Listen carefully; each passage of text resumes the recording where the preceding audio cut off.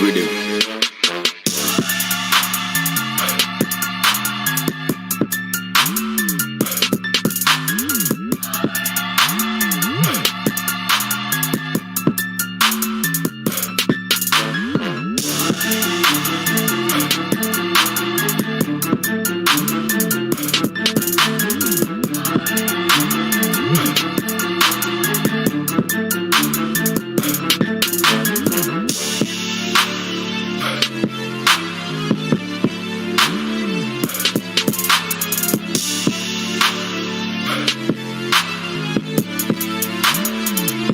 Monk on the beat.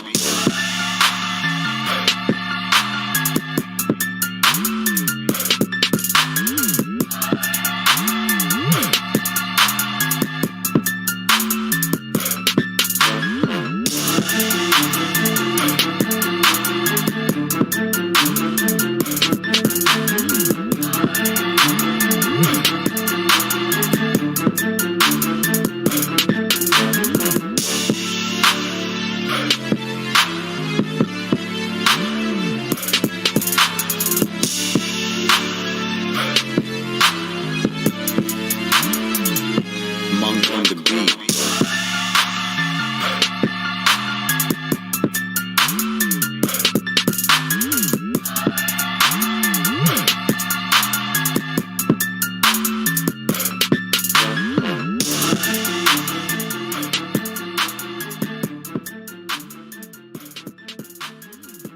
Woo! What is up, YouTube? My Cowboys family here, bringing you guys the latest update on our very own Dallas Cowboys. And of course, as always, thank you so much for joining us here tonight as we wrap up another week here at My Cowboys Family. And guess what, guys? It is 1 week closer to the season kicking off once more. We're officially in that countdown era, right? Woo. Just waiting for the 2023 season to start. But until then, we have some rookie news, info, updates, all sorts of updates. Hit like, subscribe, hit that notification bell. Follow us everywhere at My Cowboys Family. Hop in the Discord. The link for that's in the description box down below. As you guys can see in this photograph, we're going to talk about some lesser-known guys here. Offensive tackle with some depth, CHUMA. We're going to talk about an undrafted fullback who can, maybe making a little splash on the team. We're going to talk about his chances of making this team this year. And, of course, like we discussed yesterday, maybe I know you weren't on the stream, but we're going to discuss a little bit more today. The things that were said by the coaches, specifically about Micah, Parsons, and Dan Quinn, and the kicking situation from Mr. John Fossil Bones, and also even Brian Schottenheimer. I want to retouch on one thing, but everyone spoke. We got some of the stuff that fell through from yesterday. We got it today and more here on My Cowboys Family. We got to discuss it with you all here, the family, as we got a finale here, Sunday finale. And baby, as we open this up, let's first and foremost shout out to people running the board, and it's really a takeover from Mr. Stewart. That's Stewart, right. Sponsor of the week. First time ever for him. That's right. And also representing as the Cash App King. Ooh. Huge shout out to you, Mr. Stewart. Although Mark Hosepian, the man all the way from Hawaii, is still bossing that stream around with 98 points. That's right. He's still... we're going to week Micah Parsons here if he holds it down after tonight's stream and keeps that 98 points. Or, anywhere on that board. He stays on there. Mr. Mark Hosepian, the man from Hawaii, the all-time streak as the sponsor of the week, 15 in a row. He'll have that for 11 weeks in a row. That would be the all-time record there as well. Now, that's right. Cash App-wise, see above there, Jason Renfro. He's in third place on the overall board. But our leader is Jason Renfro. Yes, he is. And he's coming for that crown. He's trying to take that back. Whether it's the Venmo, Cash App, or PayPal, that's where we established the king of the Cash App, and that's Jason Renfro. He is in the lead trying to get that crown from Mr. Stewart. Much love to Jason, as he's got a slight lead there right now. We'll see how that goes as tonight ends, and we'll see if he takes over that crown. And also on the overall board, the man in first place, I talked about Jason Renfro here in third. Second place is Mark Hosepian, a $2 Skeptical fan. Thanks. Holler. Thank you, Skeptical. On one of our earlier videos, if you watched the Chuma Doga one, yes, he actually has, I think, a two point lead over Mr. Mark Hosepian currently. So it could be a battle to the end. We'll see what happens. Skeptical fan, though, for the month, he's our gifting, leader, meaning he gifted memberships. As a member, if you're in the membership section, you can gift memberships to people in the chat, and he has 15 of these. Much love growing the channel here. The man saying Skeptical. That's always tiebreaker, so much love to him there. Again, second place on that board is Scorpio. He gifted one away as a member as well. So appreciate you guys on all these fronts, as well as the star level membership.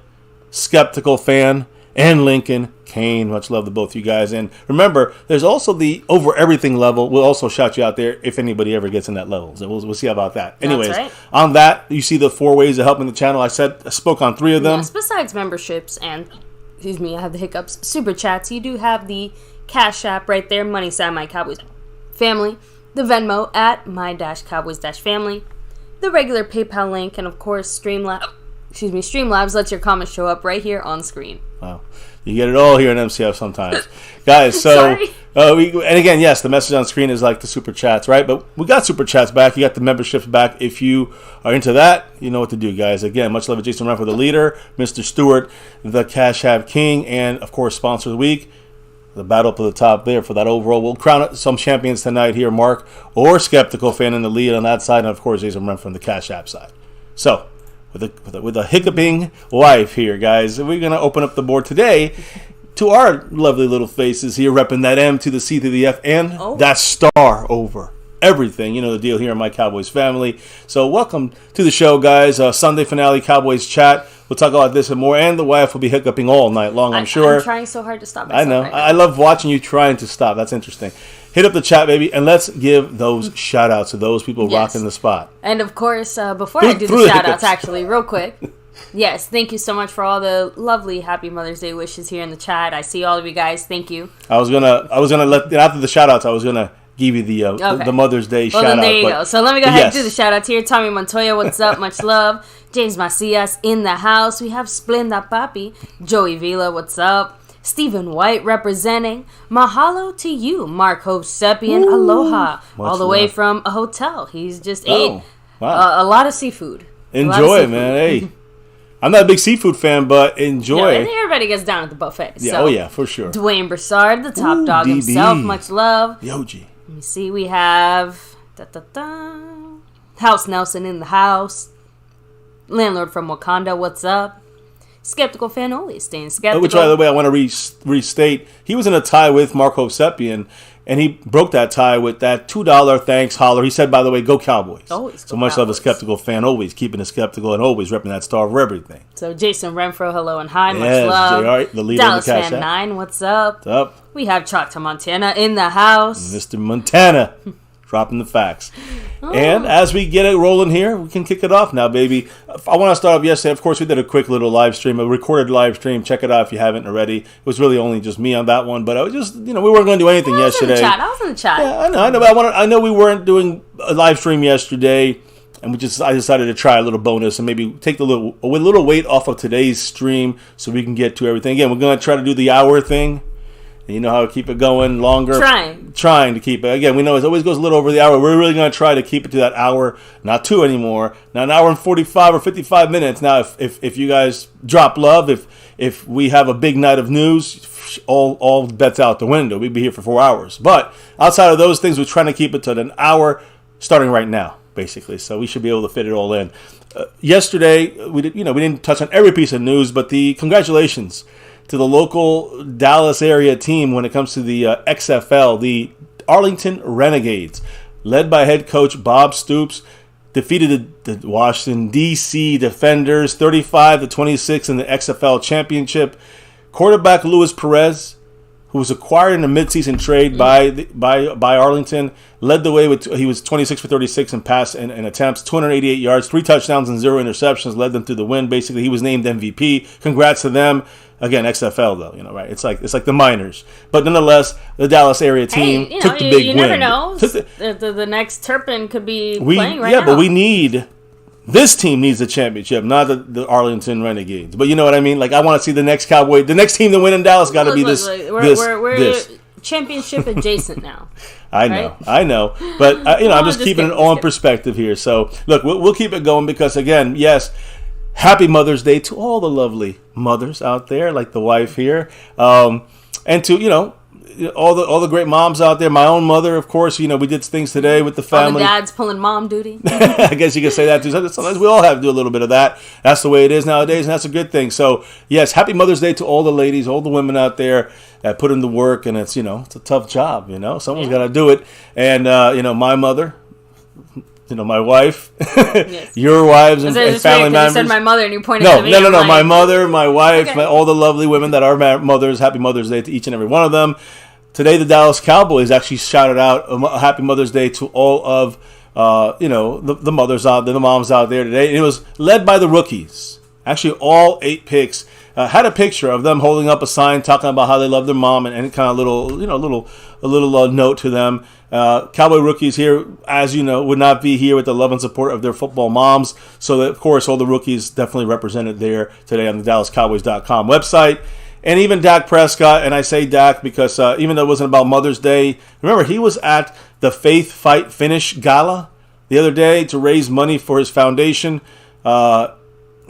He said this, quote, and again, he said this about his mother, Peggy, lost her battle with colon cancer. She passed away in 2013. And his brother, Jace, who died by suicide in 2020, Dak said, quote, it's just about honoring them and making sure that their legacy and lives go on.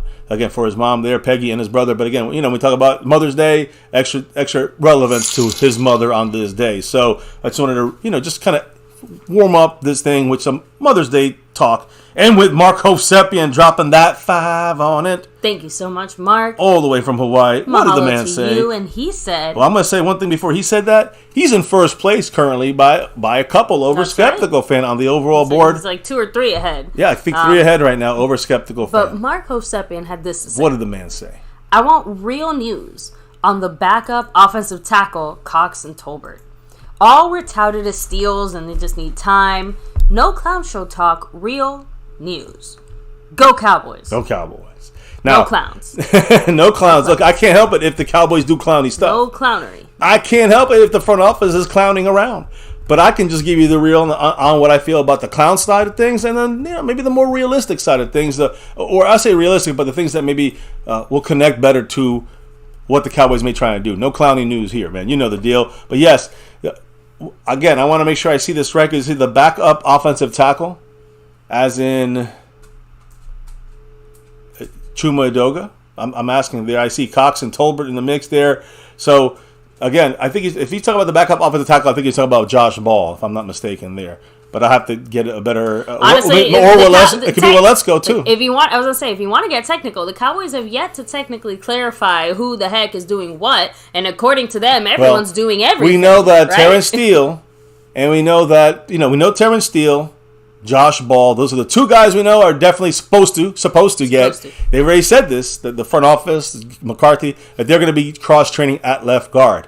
Those are the only 2 guys. Now, CHUMA Edoga, who I'm going to talk about today, he's a tackle, but he can play all 4 spots on the offensive line. Left side, right side tackle, left side, right side guard as a depth player. Not as a starter, not as an impact guy, but I think he's making this team. And I'll explain a little bit more a little bit later. If you watch the video, check it out a little later. But yeah, Mark, we'll talk about, let's go. I expect better from him. But again, as the swing tackle type position there, listen, Jabril Cox supposed to be a steal. Been a disappointment. Sometimes that happens, right? And Tolbert, 1 year in, let's see how he does this year, trying to win that number 4 spot at receiver, and we'll go from there, right? So look, one thing at a time, like you said. yeah. So let's roll it back. Much love to Mark, who's now fully loaded and fully in first place by a couple Kicking over. things off here tonight officially. Yeah, official here, right? So much love, and actually, I think I might have a message here. Let me just double check. Okay, so while you do that, yes, real quick, I did want to touch on the fact that technically this rookie minicamp is our first chance to see some of these guys without any of the hype or bullshit that the Cowboys maybe present some of these guys with. But this is orientation. I was just about to say, but realistically speaking, this is, as close to freshman orientation as you can get. How do you get to the star? Where do you park? What do you do? It's all very basic baseline stuff.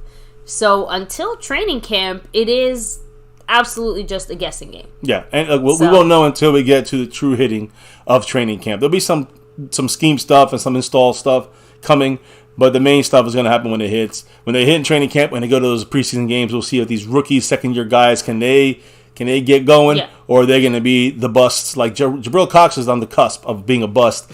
Josh Ball as well. We'll see. I'm cool still with Let's Go. He had the injury, and then I'm still, I'm hoping that we can see Tolbert maybe rebound this year. That's Look, the hope. For the Cowboys' sake, I hope Josh Ball can do something. I'm not holding my breath. I'm not holding my breath for Ball, and I'm not holding my breath for for Ball and Cox. They're out as far as I'm concerned. But you know who's not out? Mark Hovsepian, who's in first place and fully loaded. I'll top everything here on the stream, boss. Much and love, Mark. The overall board, the man from Hawaii. What did he have to say with that 5 on it? He said, "Happy Heavenly Mother's Day to my mommy, Susan. Your son misses you every day and loves you. Hugs to you, mommy. How did you put up with me?" Oh, Yeah, so man, I can tell you right now, a mother's love knows no bounds, even when you're being a pain, especially when they're being a pain in the ass. So, Mark, again, our heart goes out to you and to anyone else out there. That's what I always say. Who is not able to celebrate with their moms today. You get a chance. I mean, I got to see my mom. She's 80, so I'm lucky. I know your mom, is in Atlanta. We also the Happy Mother's Day. I went and visited my mother today. But in the end, guys, call them, pick up the phone when they call. The moms, the dads, everybody, because you never know, right? So make sure you always stay connected with those that are closest, those that are family, those that raised you, right? Your mother, your dad. So that's all. Just cherish every moment. Yes. And again, much love to Mark. For the memory of his great mom there. Yeah, and I have a feeling that I think Mama Susan did a pretty bang up job. Yeah, I think she did a damn good job. So much love to you, Mark, and appreciate you once again. Now, as we move into NFL news real quick, Patriots first round offensive tackle. We talk about offensive tackle CHUMA Edoga. I'll talk about him a little later. But I really like the guy from Georgia named Isaiah Wynn, who's with the Patriots, was drafted by the Patriots, Isaiah Wynn. And he's a free agent. He was still a free agent. Now, listen, the Cowboys need him. We just talked about CHUMA Edoga and Luepke, Ball, Terrence Steele. We got Tyron Smith, Tyler Smith. So you got like 7 guys here at tackle. So we're not looking for tackles. I'm just clarifying that. But I do want to say I like Isaiah Wynn. He got picked up today by the Miami Dolphins, staying in the AFC East. And that's adding key depth for the Dolphins. Probably their weakest position was the offensive line. And so, again, he gets a chance for a reboot there. It's a 1-year deal. He lands in Miami. I think that's a good pickup for the Dolphins. I really do. Oh, and speaking of a good pickup, Mark Hovsepian dropping another 1-2 punch. Mark once again. That $2 holler. And, by the way, that puts him officially 10 up. Again, if Skeptical drops 10, then Skeptical wins the tiebreaker. But outside of that, he's 10 up on Skeptical fan as we continue tonight. Now, I have to admit, this cracks me up. He said, did you just say Cox and Ball are out? They're out. They're all out. They're on their last leg, no pun intended, third leg or balls, whatever. Look, Ball and Cox out the door if they don't do it this freaking offseason, my opinion. If it's funny because this is the inverse. If you're doing a good job, Cox and Ball stay in there. But if you're doing a bad job, Cox and Ball got to get out. Get on out. Got to get out. Yeah, it's abort. Anyways, the point is, we'll see what happens to Ball and Cox this year. This is it to me. That sounds like the next Fast and Furious movie. It sounds Fast and Furious. Sounds two like Ball, 2 Cox. That, a porn, or look. Anyways, the point is. Let's continue this thing before we get out of control. Much love to everybody dropping the jokes, the love, the knowledge, and all that good stuff. Hey, thumbs up, the sharing of the channel, and all the stuff. We don't make these names up. It's just who the Cowboys drafted. The Cowboys just attract. Ball and Cox came to us in the 4th round. Anyways, guys, a couple years back. So we're free balling. We're free balling, guys. Let's continue this. We're off the rails here immediately. Like we even get to the Cowboy news yet. We're off the rails. Seattle Seahawks, Jacksonville cornerback Shaquille Griffin signed a 3-year deal, $40 million deal with Jacksonville in 2021. Was released in March. Now has been signed to the AFC South Houston Texans. So again, I think Shaq Griffin isn't he at the one arm? I think anyways, I know he played for UCF. I think. Texans? Yeah, the Texans. If you've watched the Tennessee Titan draft, no, not the draft, the schedule release. That was great. That was yeah, guys, and the Chargers one was really good too. But here, give me like 1 minute while you finish this up. I'll be right. Perfect. So, anyways, Shaq Griffin going from the Jacksonville Jaguars, staying in the AFC South to the Houston Texans. Last outstanding free agent that's out there right now, and then I'm going to go to a very Cowboy relevant guy, but this is also Cowboy relevant. Ben Hoochie Coochie DiNucci. Yeah, Ben DiNucci, guys, have been tearing it up in the XFL there with the, what was it, Seattle Sea Dragons, whatever the hell they're called. The Denver Broncos. Where's David West? I know he's around there somewhere. The Denver Broncos signed XFL standout quarterback Ben DiNucci. And this was after he was invited. Again, guys, we have some guys invited. We have a quarterback, McKay from Elon, from North Carolina, Greensboro. He's in our camp right now, an invite, but he's not signed. So was Ben DiNucci. Ben DiNucci was an invite to the Broncos, rookie minicamp, and they decided to sign him after seeing whatever they saw there in the minicamp. They signed him now. He's latched on to the Broncos, and he's going to fight for the practice squad spot. I doubt he's going to be like the backup to Russell Wilson, but he might be the third guy, right? Which means maybe practice squad for Ben DiNucci. Good for him. But now his hats that go backwards. I mean, he's going to have to make one that says Denver, and it's going to have to be upside down backwards. You guys know the brand he's got up there. True, right? True brand or whatever. So, now, when the wife gets back, I want to hear her 2 cents on this. But the last kind of NFL news, and this one, that one kind of directed, indirectly to the Cowboys with Ben DiNucci. This one's directly linked to the Dallas Cowboys, and I know you guys have been talking about it for a couple of days. It's about the free agent running back situation that's of guys that are out there currently, and the guy we always discuss here, that who's going to be maybe the last running back added piece, and we always talk about Ezekiel Elliott. Now, we've talked about Zeke coming to the Cowboys maybe for, $2 million, maybe with incentives up to $4 million, right? So we're looking at Zeke. Maybe he's a running back we want to bring back to give the short yardage power runs. And, you can look at Ronald Jones right now. He's got that job for the Cowboys, but he has to earn it, and maybe you bring in Zeke to compete against him. Or, here's my question. We talked about... at the perfect time. Exactly. So I was waiting for you. We talked about Dalvin Cook from the Vikings. We talked about Zadarius Smith, who was just traded to the Browns. They can't trade Dalvin Cook. They're trying to. They can't. We knew he was going to be trying to be traded. Now he's going to be released. He's going to be a June 1st cut, guys. So basically, he's kind of in a similar position as he's Zeke similar to Zeke. Right yeah, now. Because remember, we cut Zeke. Yeah, we had to take the cap hit. They're taking a $9 million. I think they're freeing up $9 million. It's a $14 million deal for Dalvin Cook in Minnesota. That deal is done now. He still gets whatever he's owed or whatever it may be. The Vikings still have to pay $7 million on the cap. Basically, any team that signs him doesn't have to worry about picking up any kind of contract. He's free as can be, and like Ezekiel Elliott. So Zeke is right now, maybe fighting for $2 to $4 million. We heard Skip Pete say he has to learn to be from a $12 million running back to a $4 million running back, and that to me is, if the Cowboys give him that, it's only because it's $2 million base and $2 million incentives. What would you do? What would you give for Dalvin Cook, who has that injured shoulder, dislocates all the time? Got to watch out for those injuries. But if you want him on a 1-year deal, would you rather take Dalvin Cook for $6 million or Zeke for $2 million? And that's a big question because you got incentives and other things. Now, I just want to say this, guys. Dallas hasn't closed the book on Zeke right now. And Jerry's made that very clear. And again, if they're looking for another guy like Zeke, well, Dalvin Cook, it could be that guy for 1 year. You get a good year, right, with the Cowboys. And you can bounce on another team, get a bigger payday, we get a comp pick. I'm just saying, that's the way the Joneses think. So the talk now is that the Vikings are going to release and designate Dalvin Cook very shortly, maybe tomorrow, I don't know, as a June 1st cut, which would save the Vikings $7 million in cap space, and they eat the rest of the I think it's $5 to $6 million this year, maybe a couple more million next year in dead cap space for the Vikings. But this would in turn allow Dalvin Cook to be a 100% free agent.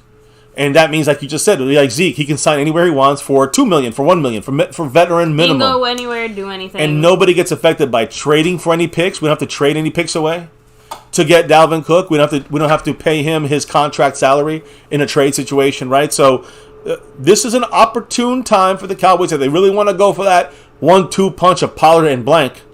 You want to get an upgrade from Zeke, Dalvin Cook, but you got to pay a little more for him.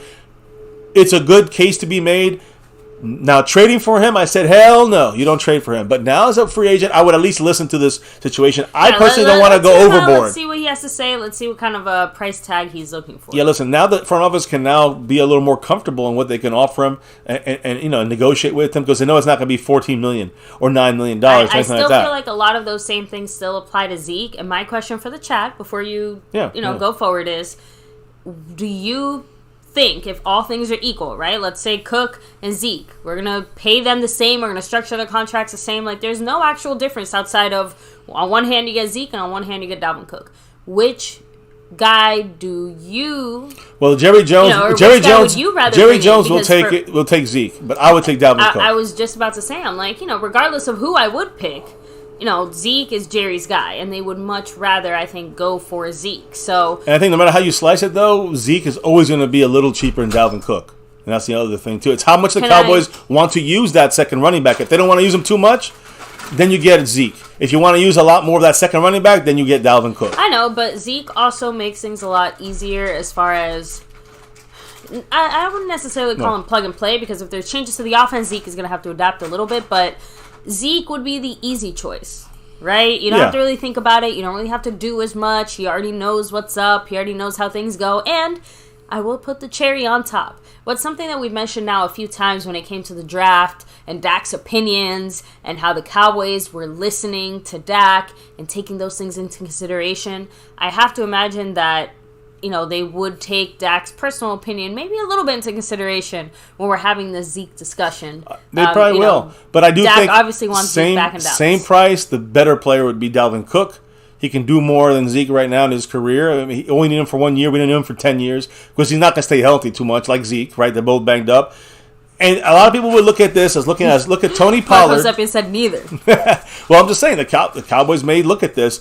So that means if you get neither, you're getting Ronald Jones as your fullback. And I'm going to talk about a fullback, an undrafted guy, but he's going to be your power guy now. Ronald Jones, formerly of the Bucs and of the Kansas City Chiefs, but really untested in recent years.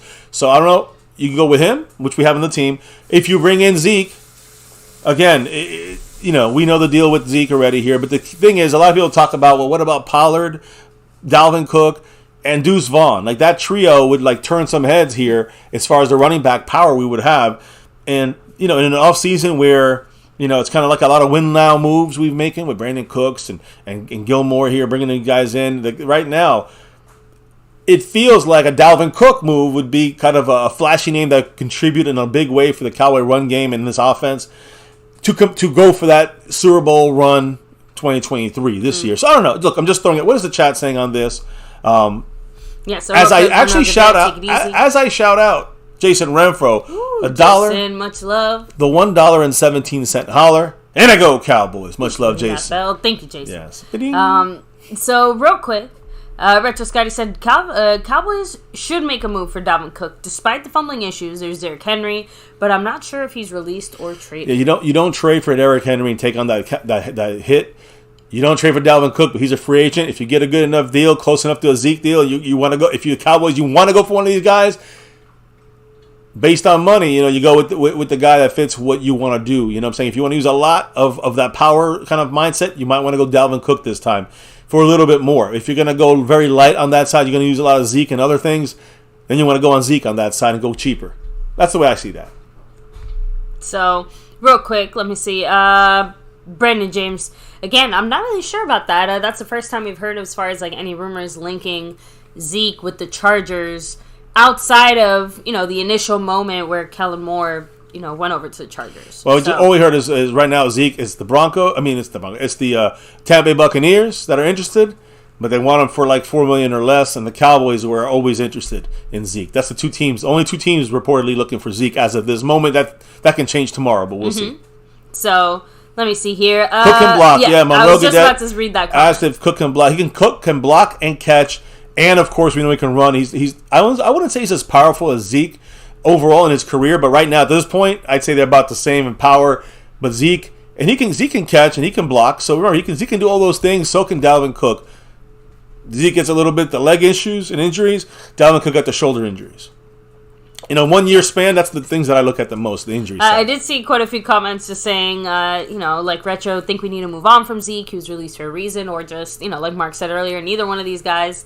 So Mark also added in there. There's New England ball. Cooks is a stud, but we have two other good backs. I'd use that money for a good offensive lineman. If Deuce and companies are like that, why waste money? See, to me, it's about the usage. You got Ronald Jones. If you're going to use that fullback, short yardage guy, 10% of the season, you stay with Ronald Jones if he earns that spot. If you don't fumble, if he can make those short yardage things, and you're good because the West Coast offense. It's not going to be worrying. We're going to run more than you may think, but it's also going to be a lot of quick throwing. A lot of throws are going to set up some of the running maybe. But my thing is that we can use any running back as long as our offensive line knows their job. The plays work quick.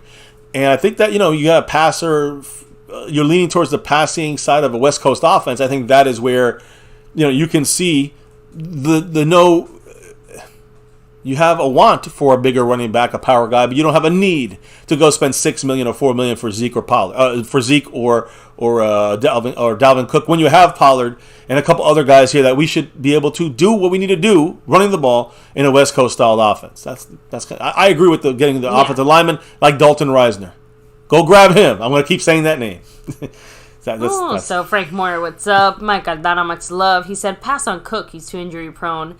James Hurst said, Cook is more productive than Zeke right now, and both will be 28 by the time the season starts. But again, injury. So basically, he's a little more Dalvin Cook on that side. And look, I don't think the Cowboys should go on either one, to be honest. But if they do it, if they're going to go, if the price difference is minimal, Dalvin Cook's probably the better all-around guy right now.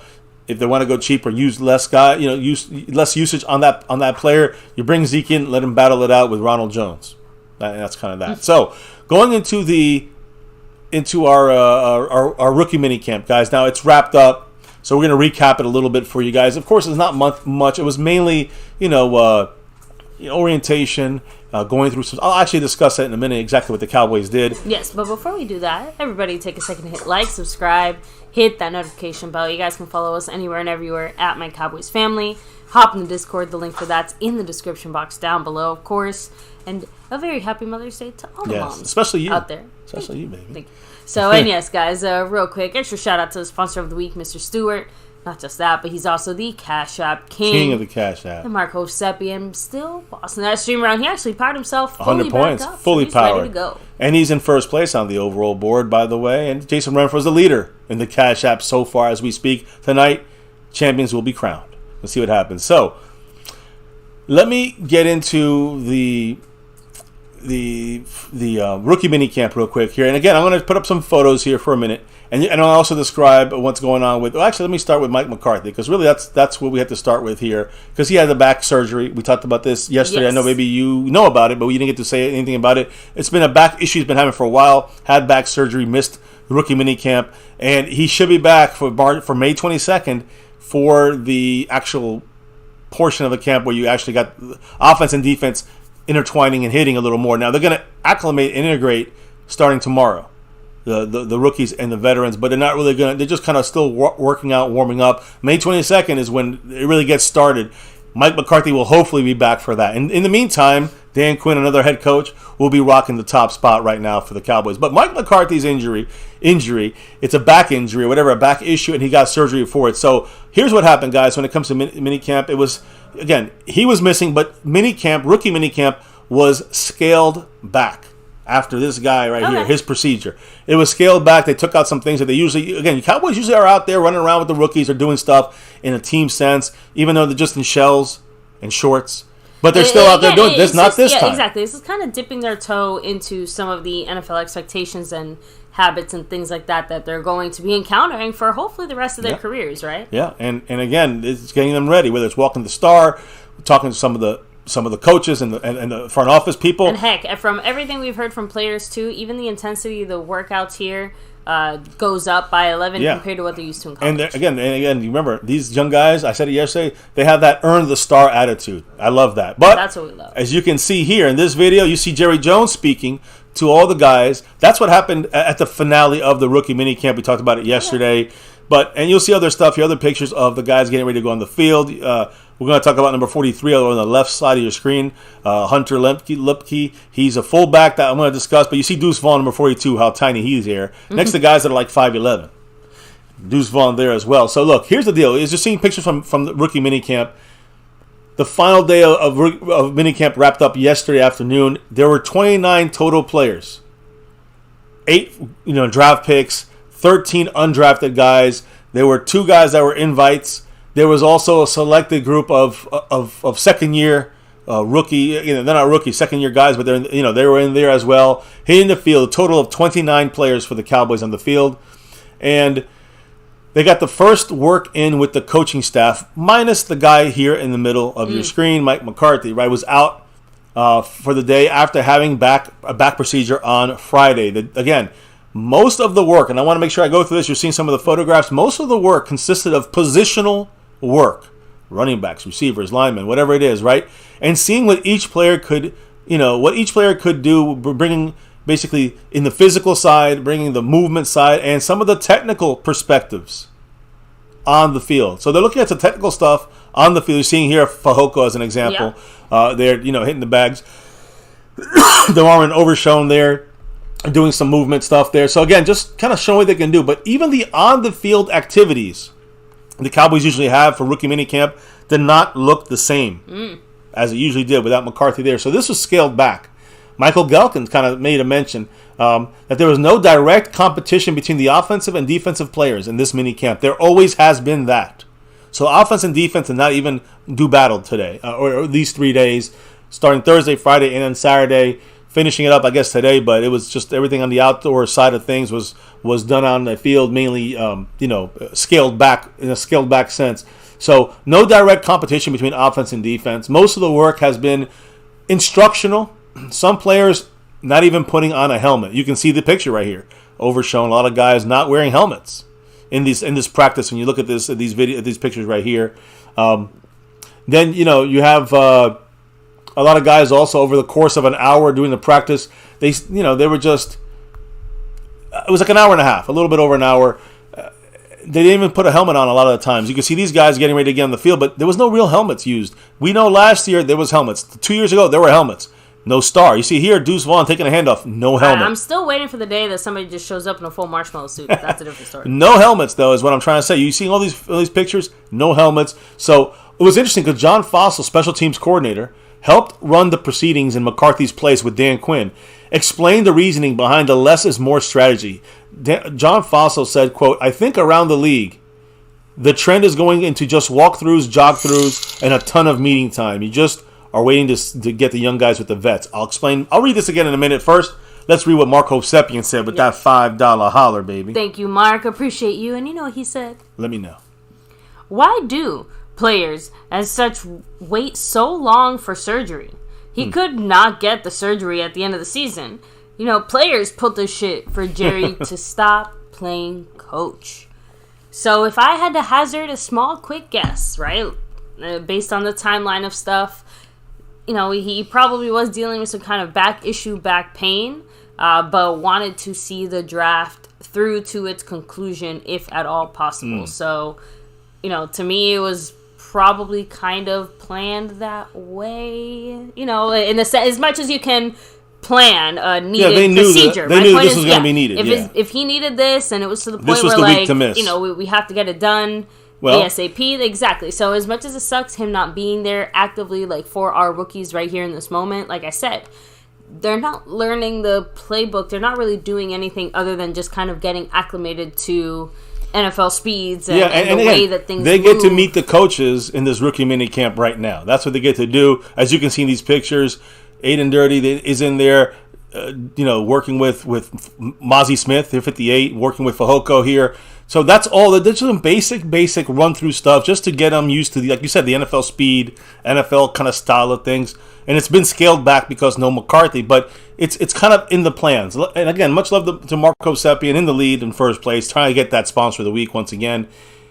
Dropping some interesting information there, I will say, and I agree with what you're saying. It's just some of the stuff is just the way it's going to be rolled out, the way the Cowboys have already, like you said, pre-planned this. So I want to go to John Fossil real quick, baby, because John Fossil actually spoke on McCarthy being gone. And I thought it was interesting in his 2 cents. There he is. And when it comes to John Fossil Bones, who, again, him and Dan Quinn helped run this rookie minicamp without McCarthy there, said this, quote, "I think around the league the trend is going into just walkthroughs, jog-throughs, and a ton of meeting time." Meaning not on the field, but in the office, in the meeting rooms. So a lot of meeting time and just waiting to get the young guys in there with the veterans. That means Monday, tomorrow. He said, quote, "To get the strength and conditioning part before we ask them to perform." So kind of what you were saying, what I'm saying, acclimating to NFL, acclimating to this upcoming season, getting their bodies ready for the grind of a full season, right? An NFL season.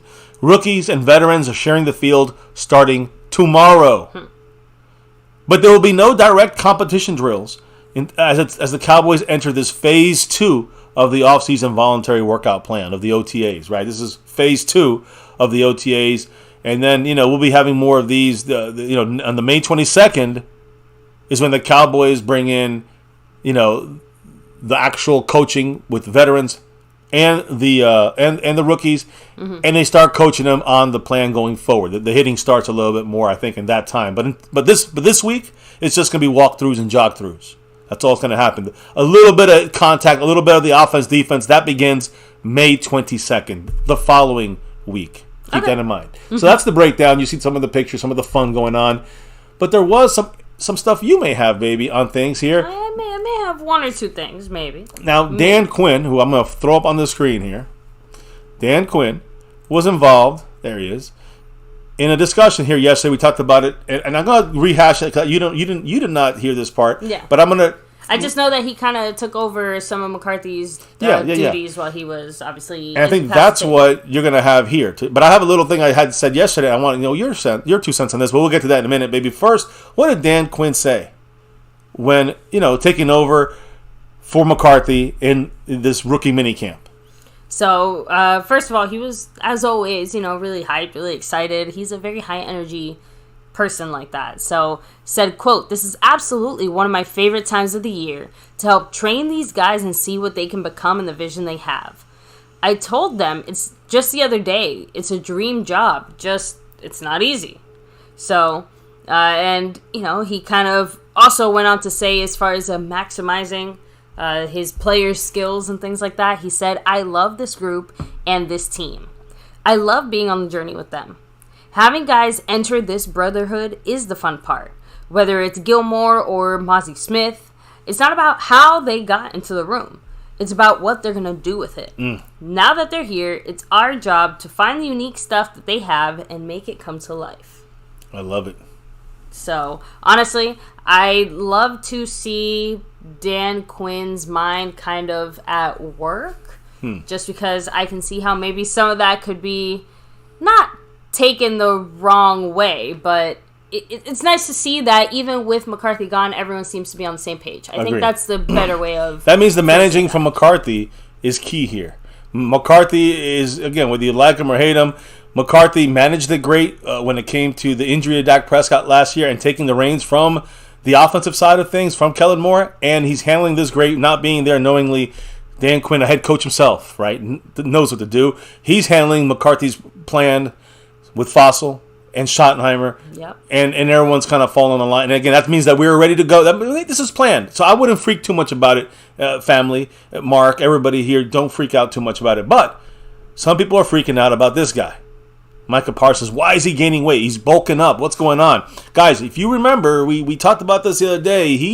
And I'm going to bring it up again, he was working with Andrew Whitworth, the great left tackle from the Rams, right? Won a Super Bowl and then retired, and now is working for like I think NFL Network, I think. But Micah Parsons working with him, working on some moves. I mean, you can see Whitworth was amazed by Micah's speed and quickness on just some practice stuff, right? So Micah Parsons today, showing a picture of him and Andrew Whitworth, said, quote, "Big shout out to the big guy Andrew Whitworth for taking out the time in his week to help me grow as a player. We will only grow from those who have accomplished what we seek. Hashtag legend." Respect there from Micah to Andrew Whitworth. And it's crazy, guys, because Andrew Whitworth was on a couple different shows talking about this little viral video, and he was asked about Micah Parsons. And again, he just said basically Micah Parsons' mentality is different. He's dealt with a lot of people in his long career, but Micah is different. Hey, there's no denying that, right? Super Bowl champ Andrew Whitworth said in I think the Dan Patrick show, he said that Micah Parsons is the one that reached out to train with him because Micah wanted to work with somebody who is elite, but as his opponent. So he didn't want to just work out with like DeMarcus Ware, who's elite as a defensive edge rusher. He wanted to work out with an elite opposer, so on the opposition, on the other side of the ball, a guy who was going to be a Hall of Fame offensive lineman and is, just a legend, right? So if he's working against the best opposition, he's learning how to beat the best. And that is what Micah is kind of starting to stack this work on here now. Yeah, and iron sharpens iron, right? Yeah, and especially across the we've had Tyron Smith, we've had, we're going to have others out there. Will Terrence Steele and Tyler Smith get a little more opportunity against Micah when, in practice? We'll see.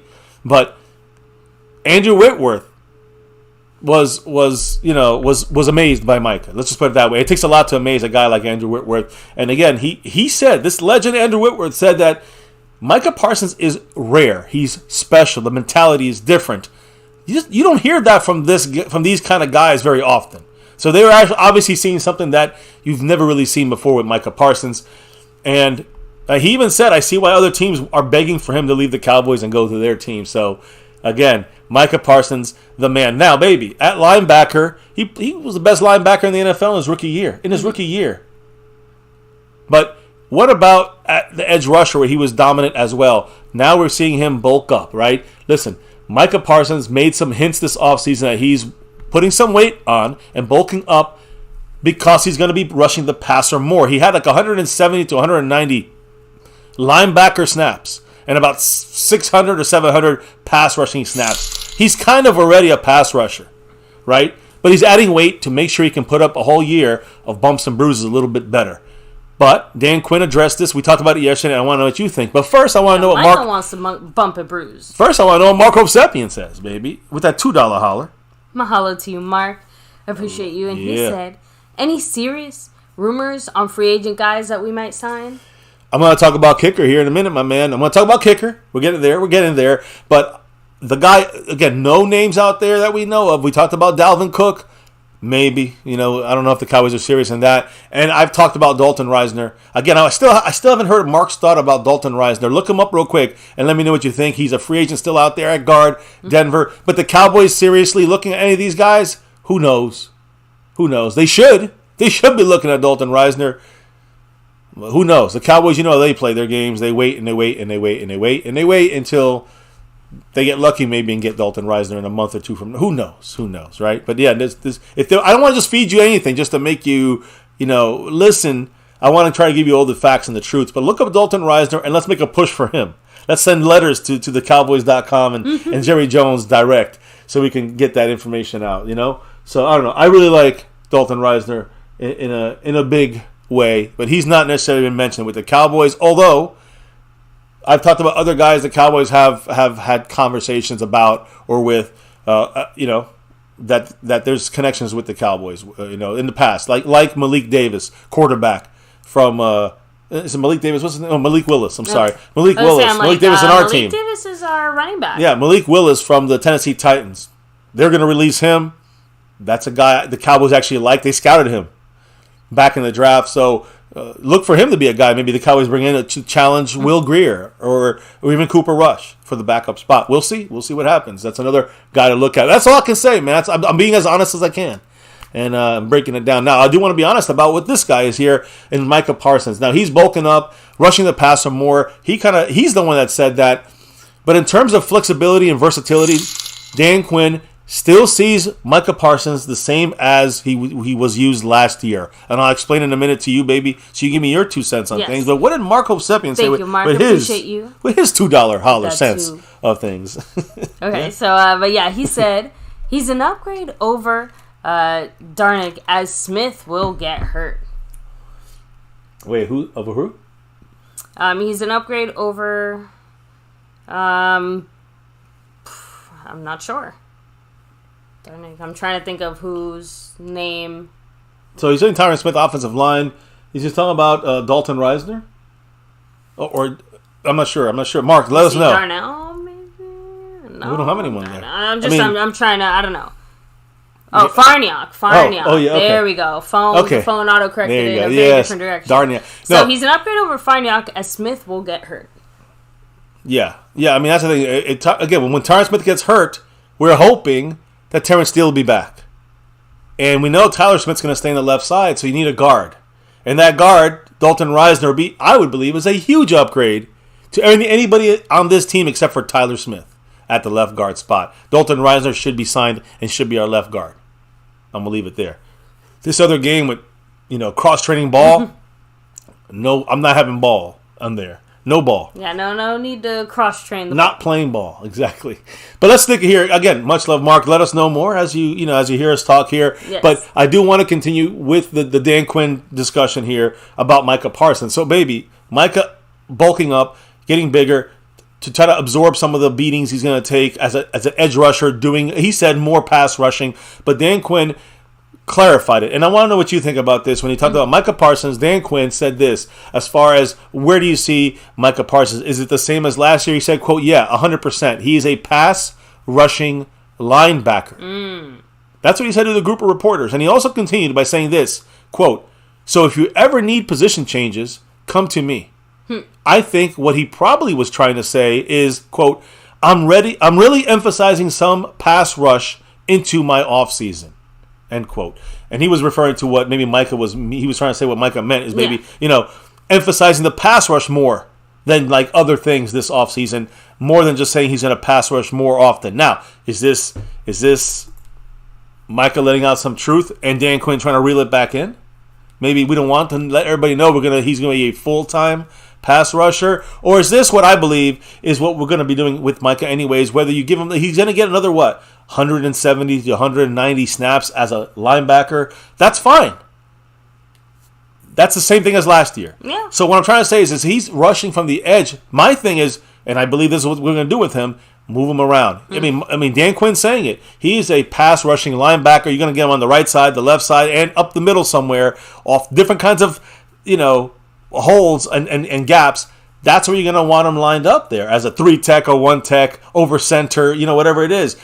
And that's the great thing about Micah, that the offense has to retarget and reconfigure where they gotta find Micah Parsons. They just can't say he's always on the right side or left side. And that's what I think. I think Dan Quinn is saying that about Micah Parsons. I think Dan Quinn is saying, I'm going to move him around, and so he's going to be kind of like a pass rushing linebacker. What do you think, baby? I mean, I have had this kind of discussion throughout this past year where, I was kind of beating that drum for a while saying, what a disappointment it is that we don't see Micah more at linebacker or more often, right? Yeah. To me, these comments by Quinn feel like subterfuge. And I mean that really truly. Because let's be honest, when was the last time you guys remember seeing Micah do anything other than pass rush on the D-line? Okay? Like you said, he had like 6 snaps at linebacker or something like 12 snaps or 18 snaps at linebacker the second half of the season. The whole second half of the season. Exactly. So expect those numbers to look very, very, very similar to for the whole season, for a whole year. Like yeah. I mean, so he's actually going to literally pass rush a little because all that linebacker stuff happened early in the year. And not just that, linebacker stuff. He only had 10 snaps in the second half of the year. We touched on this when we talked a little bit more about like what McCarthy likes to do. So, because basically in Green Bay, every single year he would say, "Yeah, we're going to run more," and then Green Bay wouldn't really run more. He just kind of kept saying it. So the only reason I say it is just is this another maybe possible similar-ish scenario? No, maybe. But long story short, yeah, I think that this is just Quinn trying to maybe confuse some people or whatever, because I think it's pretty clear, that Micah's going to be full-time pass rusher some way, somehow. I get you. Any quick couple of comments in the chat? I want to keep it going tonight because I know we're on that hour schedule here, and push back a little bit because my guy here, Marco Sepian, and a couple others. I've been dropping a little love here with a Cash App. Shout out to everybody who has shown the love and the support here, guys. And not just during our unfortunate YouTube shenanigans time, but obviously now that we're hopefully on the greener side of things. Yes. As Marco Seppin in the green side on that stream ball is fully loaded. 100 points. He's in first place. He's coming for that sponsor of the week. Has a lead over Skeptical Fan Cash App King, and sponsor of the week this week, Mr. Stewart, much love to him. He's going to be passing that. Looks like he's going to pass that baton over to Mark and maybe Jason Ruff from the Cash App. So we'll see what happens as we continue today. So quick comments in the chat. Just a couple quick thoughts in the chat. Let me see. Kind of rolling back a little bit more. Mike Aldana said DQ's keeping the head coach seat warm until Mike returns. Yeah, that's what he's doing. He's going to be maybe keeping it warm till this offseason, next offseason. He might have to take over. Let me see here. Monroe Godet said, rush Parsons up the middle as Mozzie Smith eats up blocks. So, hey, something else that we haven't really considered. No, not really. We have talked about it. But in this context, just think about all the possibilities for that, right? So, let me see. I think we kind of touched on most of the comments here as far as this. So let's keep it rolling because now we're going to go on the offense, the offensive side of things, baby, and talk to, well, first, top offenses in the NFL, and you know who's taking it over. I mean, we know Dak Prescott's leading the way here when it comes to the quarterback side of things, and everything's running through him in this more West Coast style, 30 to 35% change on the West Coast style offense. But when you look at the top 5 points per game, total points per game, in the last 2 years combined, the Cincinnati Bengals are 5th, 26.6 points per game. The Eagles are 4th, 27.1 points per game. The Buffalo Bills, 28.4 points per game. Yeah, that is a well, let me do this here. That is Buffalo, good team the last 2 years, 28.4 points. Kansas City Chiefs second most with 28.7, but number one our Dallas Cowboys at 29.3 points per game. That's really a lot more, guys.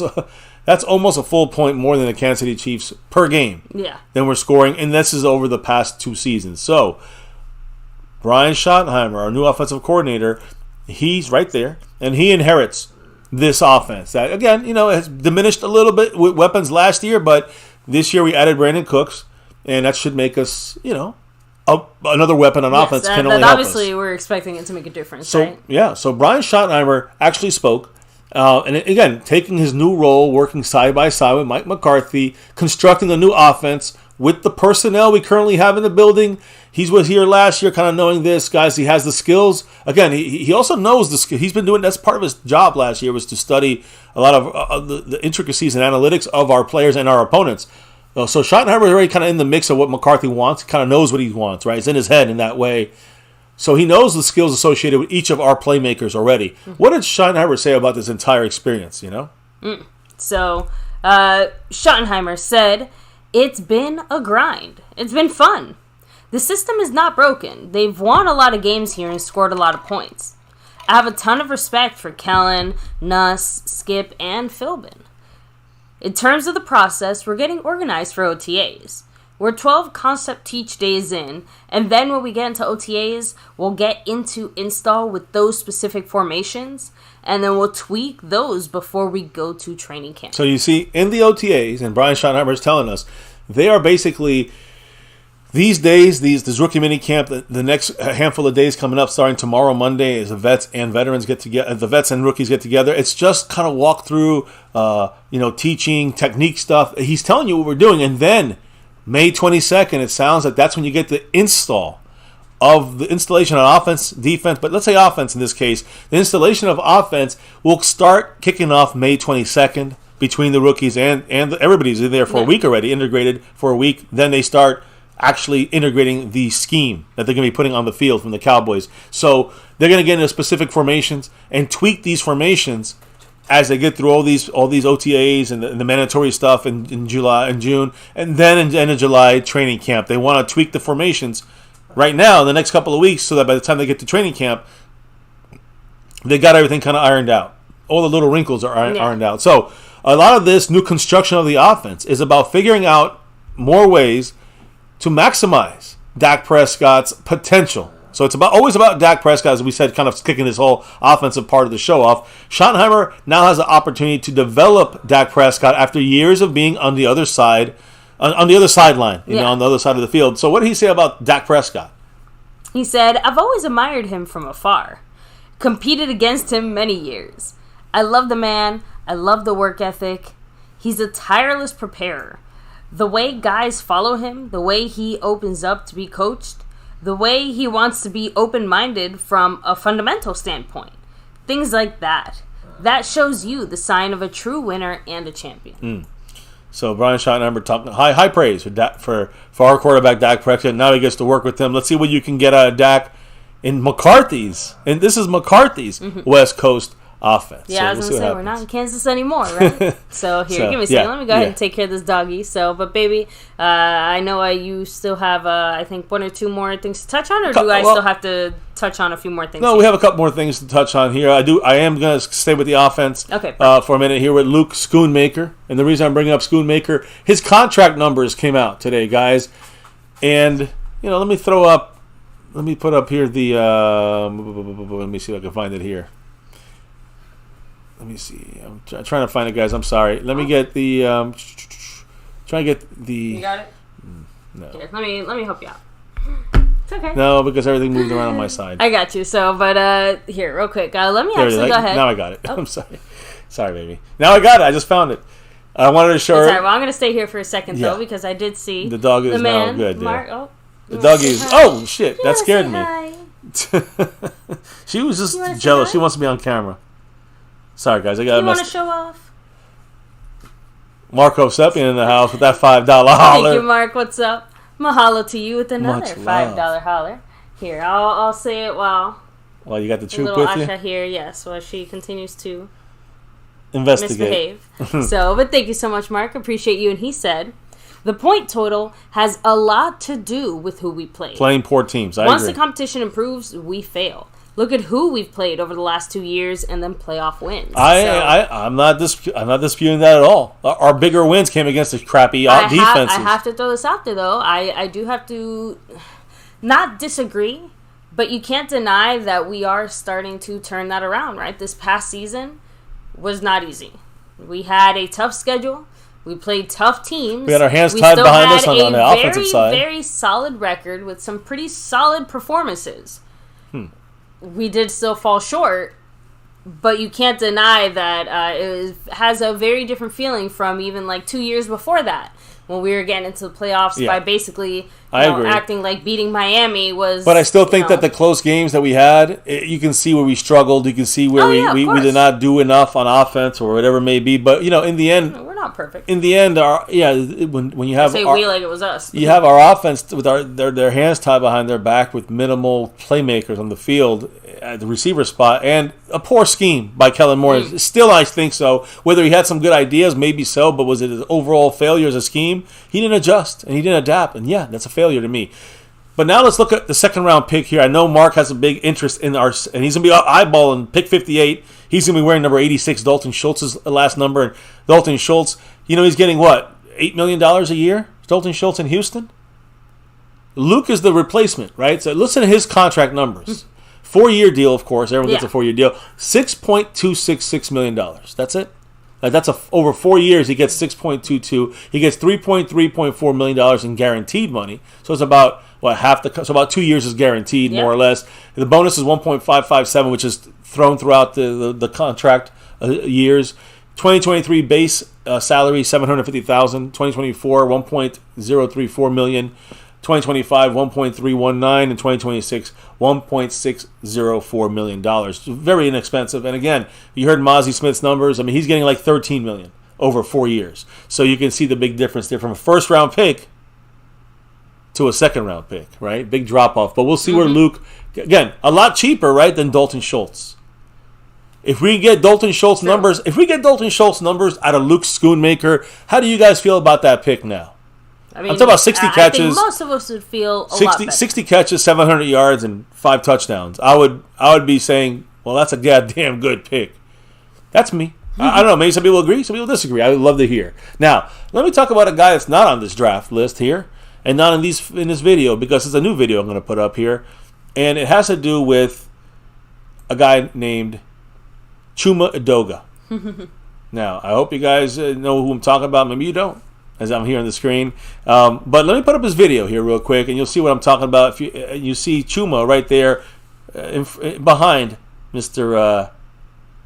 Schottenheimer there, Mr. Brian Schottenheimer. So let me get it out the way. You see Chuma on your screen. You can see in the video some stuff that he can do. All right? Now, let me first move him over here a little bit so he could be more with the wife side of things. So now, real quick, I just want to take a second. Retro Scotty, have a great night. Much Take love, it easy. Retro. So let me see. Daniel Berry, what's up? Much love. So and yes, Being Frank, in the house. we are technically remonetized now, which means that YouTube now will occasionally show you an ad here or there while we're live. Yeah, so definitely a bit of a change. Keep that in mind, guys. Yeah, we also have memberships available. We also have super chats available. That's they also have revenue for the videos, which is from ads and stuff. So they will have that thrown throughout these videos. When you watch the replays, it will happen too. Apologize for that, but it's kind of being monetized. That's the give and take there. So, anyways, I did want to say about this video you're seeing on your screen here, baby. I want to talk about this real quick. It's about Chuma Udoga. Now, do you know who this is? Do you remember us signing him? I vaguely remember us signing him, but honestly, outside of our actual drafted rookies, he just kind of blended in with the rest of the, free agent pickups. Right. So Chuma Udoga is from the Jets. He plays left. He plays tackle. As you can see here, he's playing right tackle sometimes. It looks like most of the time he's playing right tackle, but he does play some left tackle as well. The key here is he's a tackle, not a guard, so he's not going to start at the guard spot. But is he a good pickup free agent wise as a depth player? And if you guys watch the video, you guys know my 2 cents on this. But when you're seeing here some of the video, you'll see the Cowboys here. This is DeMarcus Lawrence he's going up against in this video here. You'll see him go up against DeMarcus Lawrence once again. You see the hands, right? So this is really the first 2. You're seeing the Eagle game and the Cowboy game. These are the first 2 starts he ever had in the NFL. And it was early I think in 2018 it was? I don't know, 2019. I'm sorry. I think that was early 2019. But listen, guys, he was impressive. Both games, he was impressive against the opponents he went against at that right and left tackle spot. He had very good explosiveness. You can see that in some of the video. He has great efficiency as well out of his stance, explosiveness out of his stance. Look at the pass rush sets. Look how he sets up the defensive. The blocking here again. Here against DeMarcus Lawrence, great uses of the hands. Okay, when you watch him, it's kind of he seems in control a lot, right? When he's making these blocks and kind of putting his hands on these defensive players. No matter what team it is, no matter which players are, and he gets Brandon Graham and DeMarcus Lawrence on all these clips. So what I'm trying to say here, guys, this was early in his career.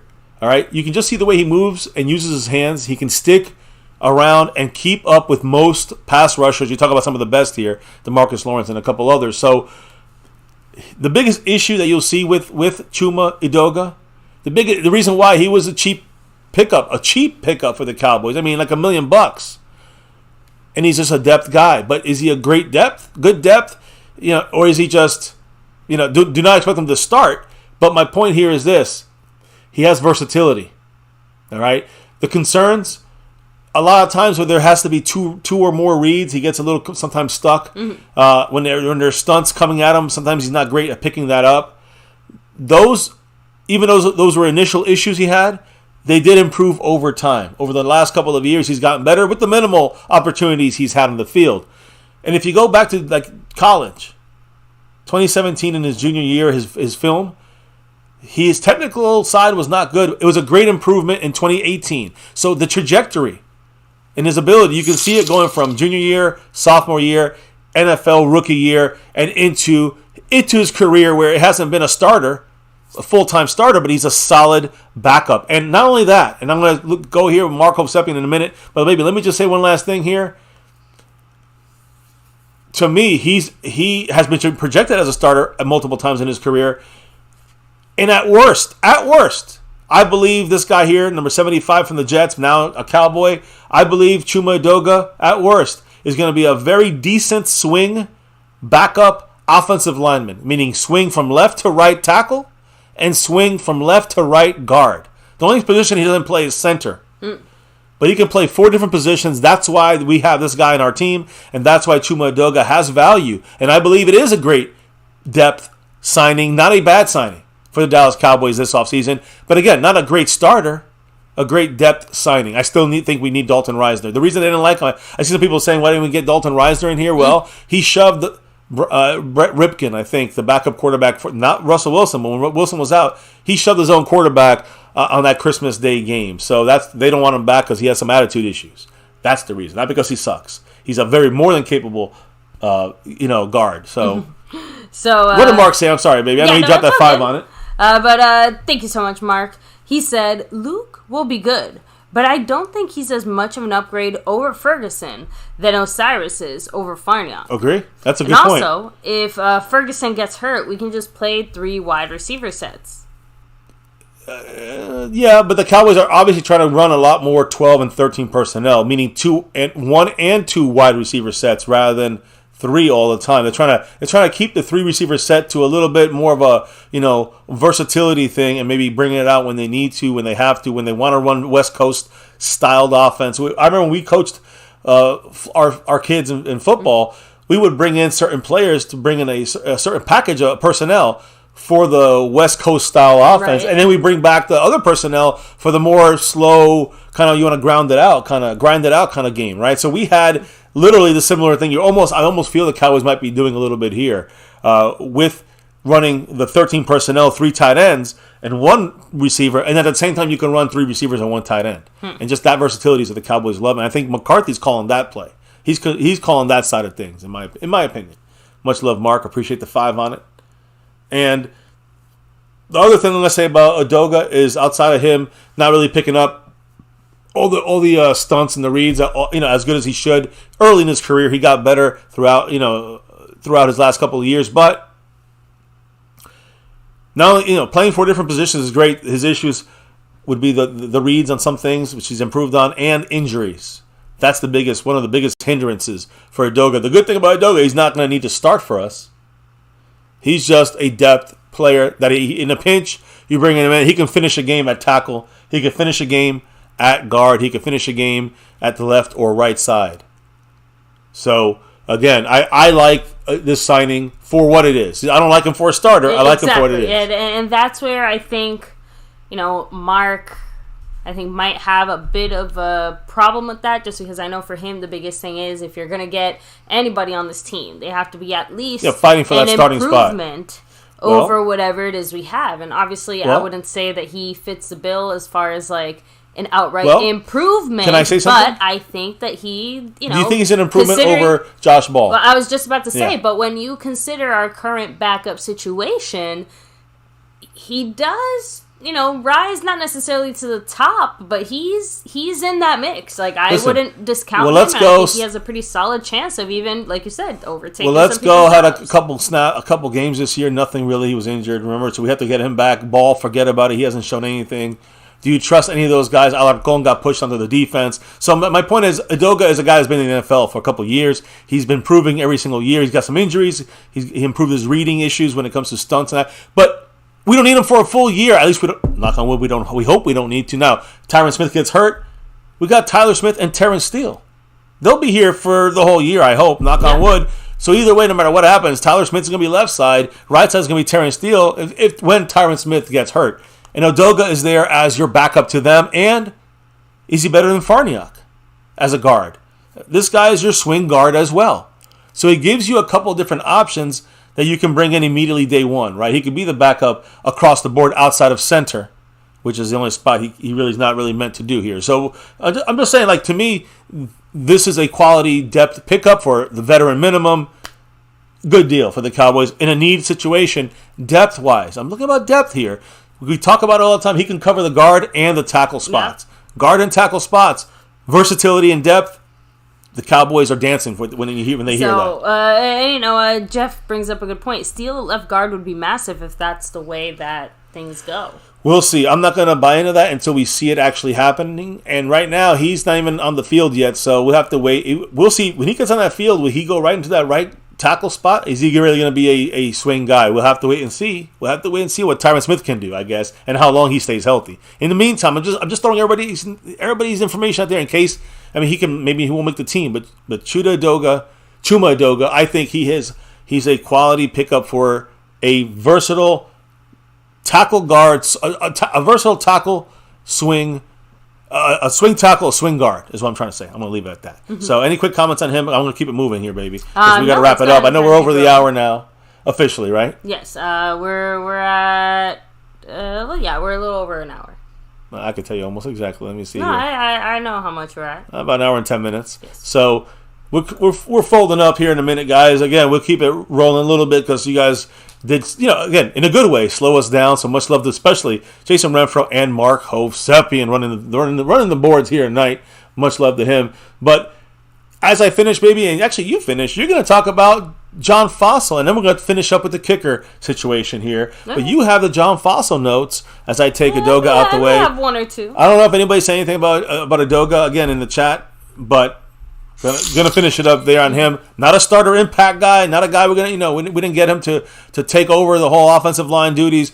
A backup that can play all 4 out of the 5 positions except for center. I like Chuma Udoga. How about you, Mark? Mark Hovsepian with that $5. And he put 5 on it. Thank you, Mark. Much love. You know what Mark had to say? Tell me, baby. Hit me with it. If Ferguson was injured, we have options with 3 wide receiver sets and the 3rd string tight end. You seriously consider Farniok an option?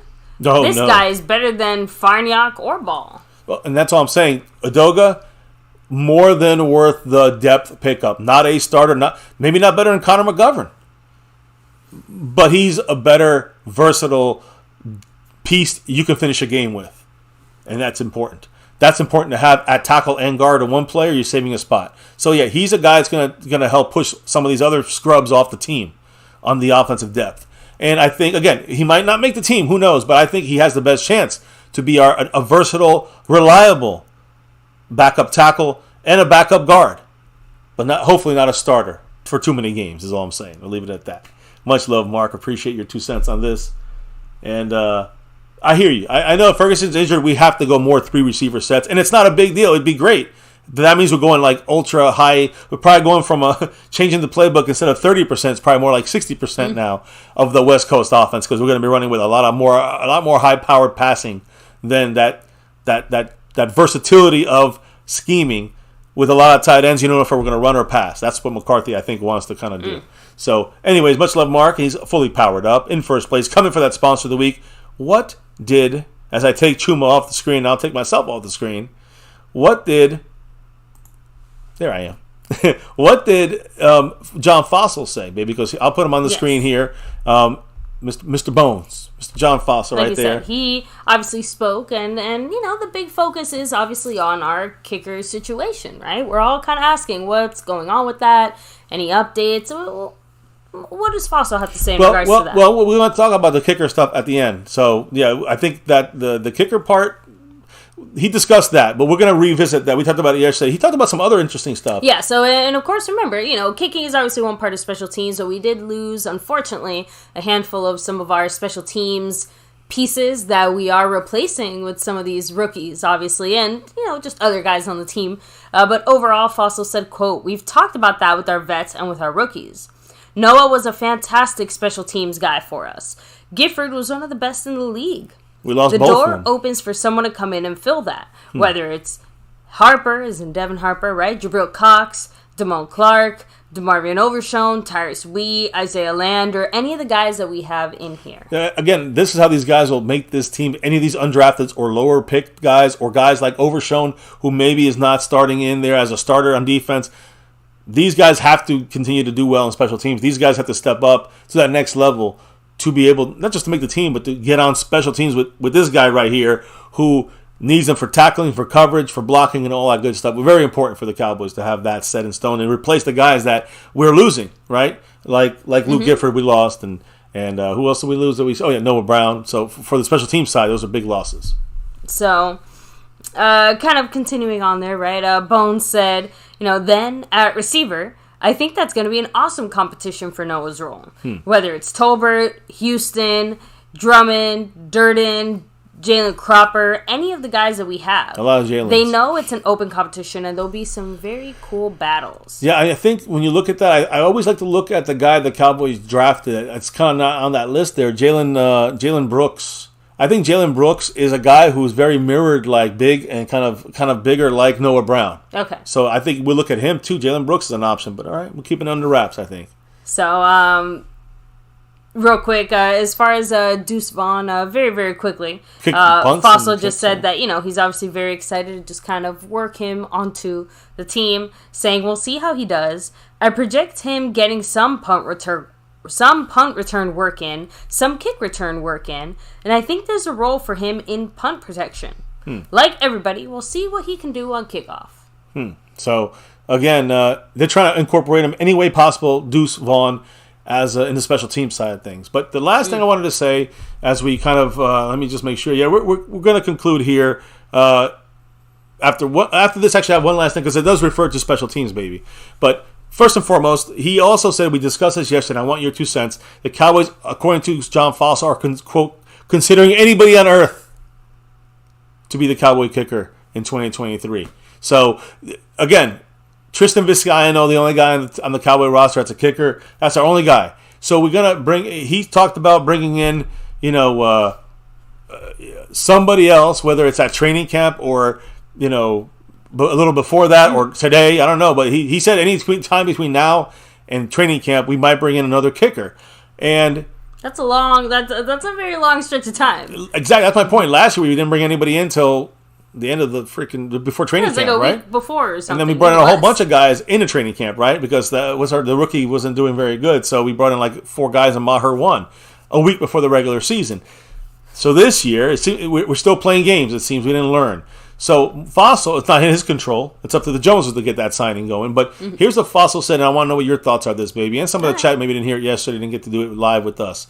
Quote, it's probably the easier way to go because you know what you're going to get when it comes to signing a veteran kicker. Quote, if you're going to bring them in, you have to be excited about what it is. There's veterans on the street right now. Let's face it. There's Mason Crosby. There's Robbie Gould. There's Ryan Suckup. There's a lot of guys that have performed in the NFL, and you weigh that against everything else. There's really no secrets of who's available out there.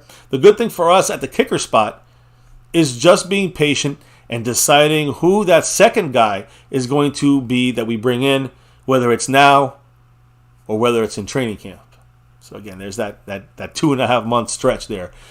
Fossil said, quote, I think everything is on the table. Let's face it. If you look at Brett Maher, he had a great year, but he had a bad game. He played 22 games, but he had a bad game and a half. I think everyone's on the table. Everyone's an option. I'm proud of what Brett did here. Mm-hmm. If he gets a shot here or somewhere else, I'm sure he'll perform well. So not only is Robbie Gould, Ryan Suckup, and Mason Crosby options, according to this guy right here in front of me, John Fossil, baby, so is Brett Maher an option. How do you feel about this? The fact that we're still bringing up his name in anything other than, thanks to the memories type of fashion, hard to justify. Front office, that I have to admit. Out of all the guys at this point, I think I'd rather even go with Vizcaino. Like, who cares? Oh, that hurts me. And I'm being dramatic there. Yeah, but I feel like the point speaks for itself. It does, but I do think that for me personally, I think that there's no way. Number one, Vizcaino is kicking for this team. It's obvious that if we're bringing in everybody's an option. I'm an option. You're an option, baby. Right now, true. At kicker. How good is Vizcaino? He sucks. I mean, hey, I'm ready to go. Let's go. He sucks. He's the competition kicker. Robbie Gould, Mason Crosby, Ryan Suckup, Matt Prater, even fucking Nick Folk is going to be available from the Patriots. I'm just saying, a lot of guys that hit these freaking 50-yarders with their eyes closed 95% of the time. Why play games? Pay an extra $500,000 and get one of these guys. Simple as that. Simple as that. Mark Hosepian, simple as a 5 on it. And a $5 holler, baby. What did the man have to say? Mahalo to you. And he said, every time Gifford was in a game, I heard his name called and he was an ace special teamer. Why keep Cox over Gifford? He was never utilized. Well, Jerry Jones likes Cox. He does. He does like the clown show. They love Cox. It's obvious. The reason why is because of dinero, money. Again, not that he cost that much, but Gifford got paid like $1.5 million to go to Kansas City. I don't know where he's at right now. While, what's his name? Jabril Cox still in his rookie contract in his third year, probably getting paid, $1.2 million or something like this. So yeah, slight difference. It's about your draft pick versus a guy who is not going to give you maybe as much upside on the linebacking coverage side of things. But again, we got to see. This is a Dan Quinn. Maybe we're going to figure a way to get a usage out of Cox. Mm-hmm. But the Jones is saying, listen, we want this guy to work out. We're going to stick with this guy. That's the stubbornness that lost us Ridgeway, who was a guy we got, but it was a 6th round guy, and compared to Tristan Hill, who was a 2nd round guy in the Cowboys front office, said, let's keep him longer. And it cost us John Ridgeway. Clown show. Now, as you see here, much love to Mr. Bones here, yes, who's gone up and down in my book, but he's overall he's definitely helped the special teams. But let's finish up with a guy who's going to make this team. The only way he's going to make this team is on special teams. Now you're going to say bye to me because I'm showing the rookies again. Why? I want to focus on this guy, but he's reaching out to you. Number 44, but he's number 40. You'll see on this picture, yes, baby. Here on your screen, number 43 on the left side, all the way on the left side of your screen, which I'm surprised Deuce Vaughn didn't take number 43 for Darren Sproles. But that's Hunter Luepke. Is that how you say his name? I would think That was that's Luepke. Is it Luepke? I don't know. Luepke. Right there in the middle. He's from the played in a smaller school, guys. North Dakota State Bisons. Fullback, and we're going to talk about the chances to make this team. Again, we're talking about right now, running backs and a power guy. Maybe this is the answer. Marco Seppian dropping that $2 holler, baby. What was his answer? Or his thoughts? Mark, and he said $1.5 million. Let me see. Are you effing kidding me? Gifford can play. I liked him almost sometimes. He looked a little bit LVE-ish when it comes to Luke Gifford. I'm not sure. Don't quote me on 1.5, but the Cowboys would have had to retain him. I think they would have had to pay like 2.1 million. The Cowboys said hell no. They rolled the dice and see if they can pick him up in free agency, and he decided to go for like 1.7 or something. I don't know. It was cheap. I think maybe the Tennessee Titans I think got him, if I'm not mistaken. So Tennessee Titans, I think they got him on the cheap. You can look it up. Let me know if you guys find that answer. But yeah, the Cowboys. It would have been nice for them to keep Luke Gifford, special teams, and that desperation linebacker piece. I'm assuming they're going to go with Devin Harper. He's special teams. He's a linebacker spot. He's the guy from last year in the 6th round that basically ended up taking Luke Gifford's place, but doesn't have the Luke Gifford skills, I'd say, on defense and on special teams. Now, focusing on the last topic of the day, and again, all the way to the left of your screen, all the way to the left is right there, number 43, Hunter Luepke. I'm not sure how you say his name. But anyways, undrafted. Again, another undrafted guy I want to discuss real quick, as quick as I can. So keep up here, baby. As we finish this up. 6'1" for this guy here. 230 pounds. The biggest things, I guess you could say, is the percentiles. For fullback / running back, very fast. 10-yard split, 92nd percentile. 40-yard time, 88th percentile. 4.61, he ran the 40. His vertical, 90th percentile. Broad jump. We really like fast guys. Yeah, fast. Again, for a fullback. You got to remember, that's why. He's outdoing athletically all fullbacks, most fullbacks in speed, in vertical jump. Broad jump, 76th percentile. 3-cone, 84th percentile. So very good numbers. Athletic, number 44 on your screen. But he's number 43 for the Cowboys. Hunter Luepke, again, if I'm saying it wrong, let me know if you guys spelling it right. But he's a 2-star recruit coming out of high school. Received 2 offers in 2018. He ended up choosing North Dakota, the Bisons, to be his home. He redshirted his first year as he continued to develop with the Bisons. Played 839 snaps on offense and 66 on special teams. We talk about special teams a little bit. He's going to need to perform there if he's going to make this team.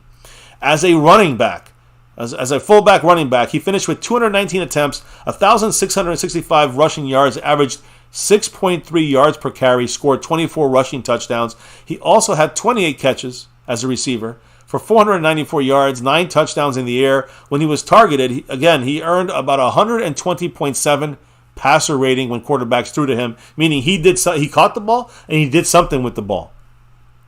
As a blocker, again, you want a guy who can run, catch, and block. Hunter Luepke can do this, guys. As a blocker, he never allowed a single sack. Never allowed a single sack in pass protection. And only allowed 2 pressures on 59 pass blocking snaps in his career. He was awarded MVP of the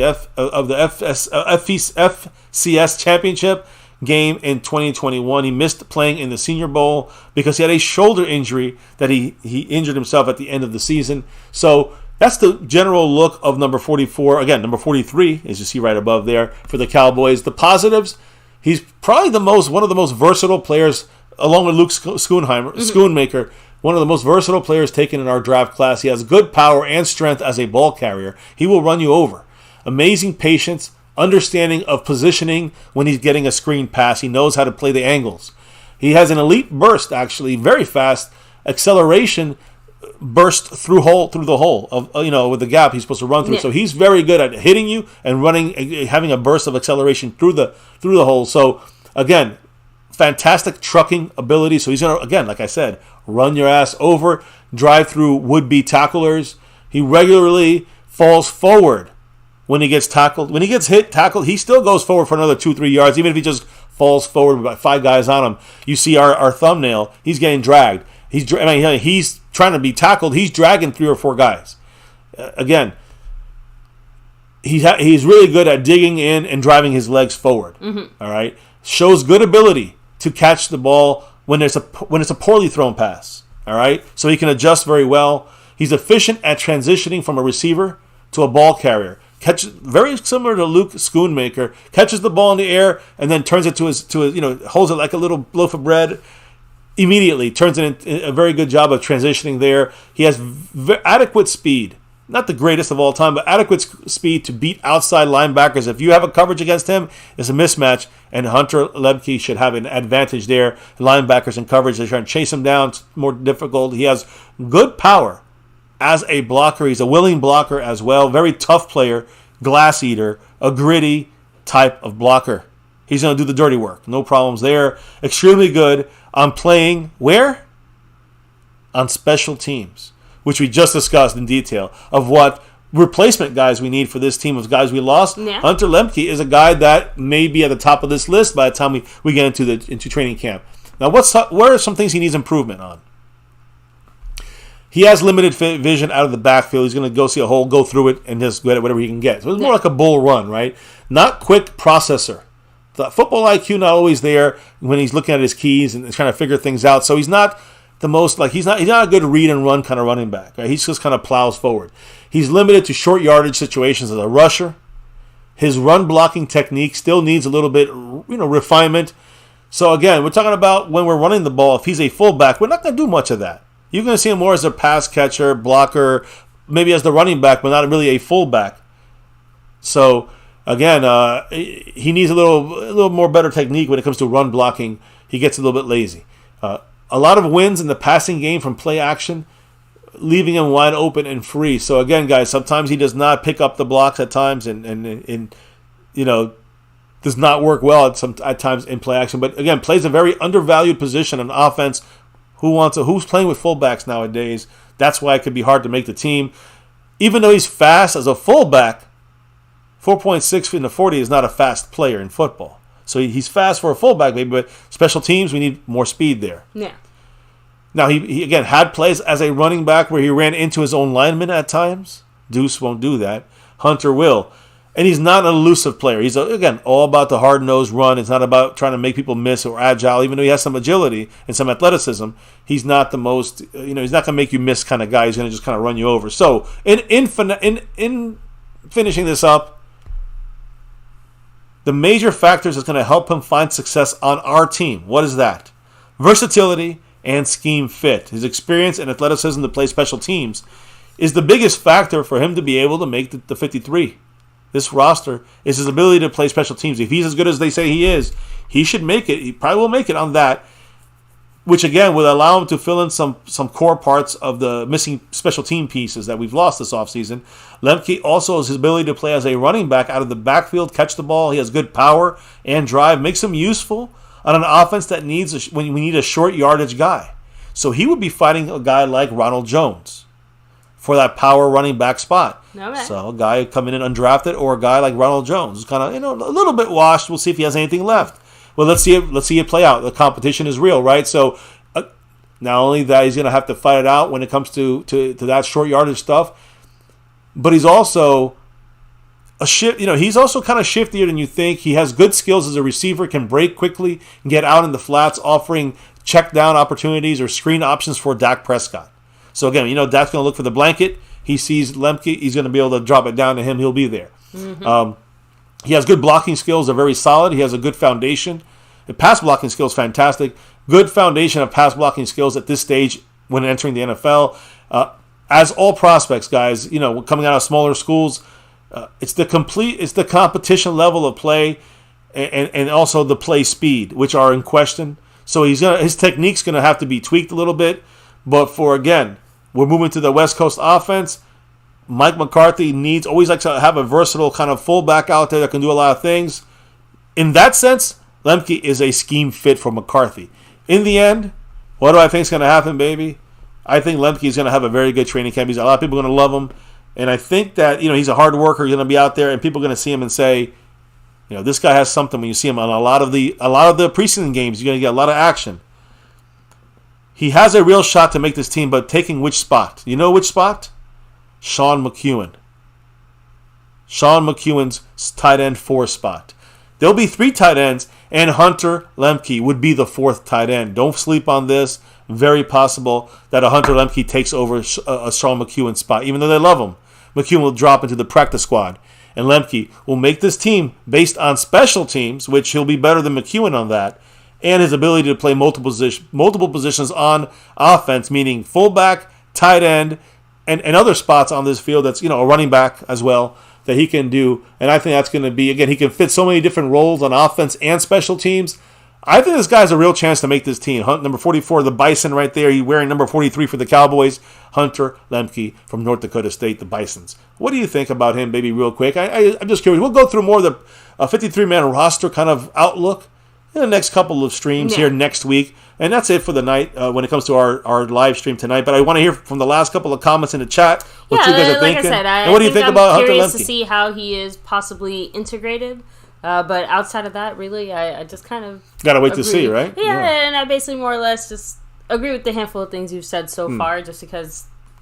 Yeah. Well, I mean, I hate to be that person, but it's not like there's all that much stuff out there, in regards of what we're trying to see / do here. Well, another option though. I'm just saying, another option Which to take over a tight end spot and to be used as a fullback. Yeah, to be used as a fullback, to have another guy who can take over that tight end role. Who you have Luke Schoonmaker, who could still play that same kind of role. He's maybe the starter. Luepke is the backup of that role. There's a lot of opportunity for Luepke to make this team. Ooh. Speaking of making the team, one of the high rollers here, Jason Renfro dropping that $2 holler here in the super chat as we're about to say goodnight. And he's got that Cash App crown in his eyes. Thank you, Jason. Much love. What did Jason have to say? He said, fullback that has Moose Johnson skills at fullback. Yeah, I hope he has that. I don't know if he's all the way there. MJ 2.0. Yeah, who? MJ? He said, Moose Johnson 2.0. There you go. Yeah, I mean, we'll see. I don't know if he's not as big as Moose.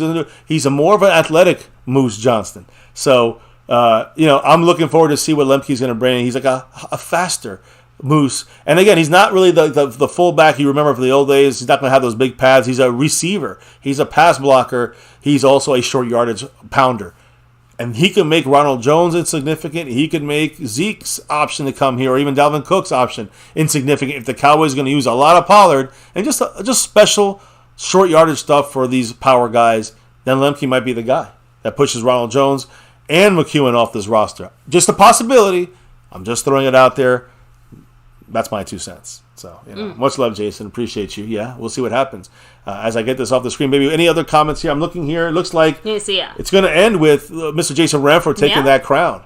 And again, as I get back on the screen here, I do want to shout out the sponsor of the week one last time here, baby, before we get the last comments and the shout outs. Mr.